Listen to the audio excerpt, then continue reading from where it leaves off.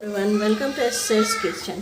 ఈరోజు గోంగూర మటన్ కుక్కర్లో ఎలా చేయాలో చూపిస్తాను రండి. ఇది ½ కేజీ మటన్, గోంగూర, మెంతికూర, ఉల్లిపాయలు, పచ్చిమిరపకాయలు ఇదండి వేగుతున్నాయి చూడండి.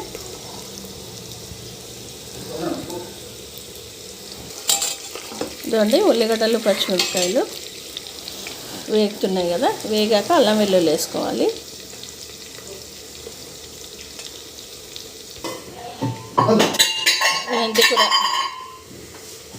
మెంతికూర వేగని మెంతికూర వేగిపోయింది కదా. ఇప్పుడు 1 స్పూన్ అల్లం వెల్లుల్లి వేగనిద్దాం. ఇప్పుడు అన్నీ వేగాయి కదా. అల్లం వెల్లుల్లి, పచ్చిమిర్చి, మెంతికూర, పచ్చిమిరపకాయలు ఒక 7-8 వేసామండి. వేగాయి కదా. ఇప్పుడు పసుపు వేసుకుందాం. ఇదండి ½ స్పూన్ అంతా పసుపు వేసిన. వేగిపోయింది కదా. చాలా రోజులు అయింది కదండి నేను అట్ట చేయక. నేను లేనండి ఊర్లో, అంత అటు ఇటు పోవాల్సి వచ్చింది. సో ఇప్పుడు కారం వేసుకుందామండి. ఒక 4 స్పూన్స్ వేసుకుందాం. ఎందుకంటే 4-5 స్పూన్స్ ఎక్కువనే వేసుకోవాలి. గోంగూర పులుపు ఉంటుంది కదా, అందుకోసమని. ఇదండి కారం, ఉప్పు, పసుపు అన్నీ వేసేసాం కదా. ఇప్పుడు అది రా స్మెల్ పోయే వరకు, దాంట్లో వాటర్ పోయే వరకు వేగించుకోవాలి మటన్ని. ఉప్పు కూడా వేసానండి, ఒక 2 స్పూన్స్ ఉప్పు కూడా వేసాను. ఇది కొంచెం వాటర్ పోయేంత వరకు ఉంచాలి. ఆయిల్ వచ్చే వరకు ఉడికించుకున్నాం కదా. ఇప్పుడు టమాటోస్ ఇదండి, టమాటోస్ చిన్న వేసేసాను.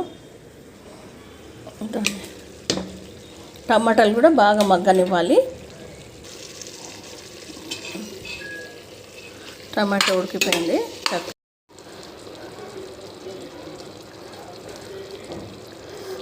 ఇదండి కుక్కర్లో ఉడికిపోయింది చూడండి చక్కగా. ఆకులు అట్లా ఏం లేకుండా ఎంత బాగా అయింది చూడండి. చూడండి కుక్కర్లో ఈజీగా అయిపోయింది చూడండి. శ్రమ పడకుండా ఈజీగా ఇట్లా చేసుకోండి మటన్ గోంగూర. అయిపోయింది చూడండి.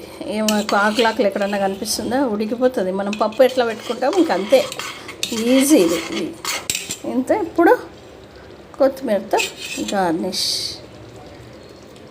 ఇంతేనండి, కుక్కర్లో గోంగూర మటన్ ఈజీగా ఇట్లా వేసుకోండి. Thank you for watching. Like, share and subscribe for more videos. ఇంతేనండి గోంగూర.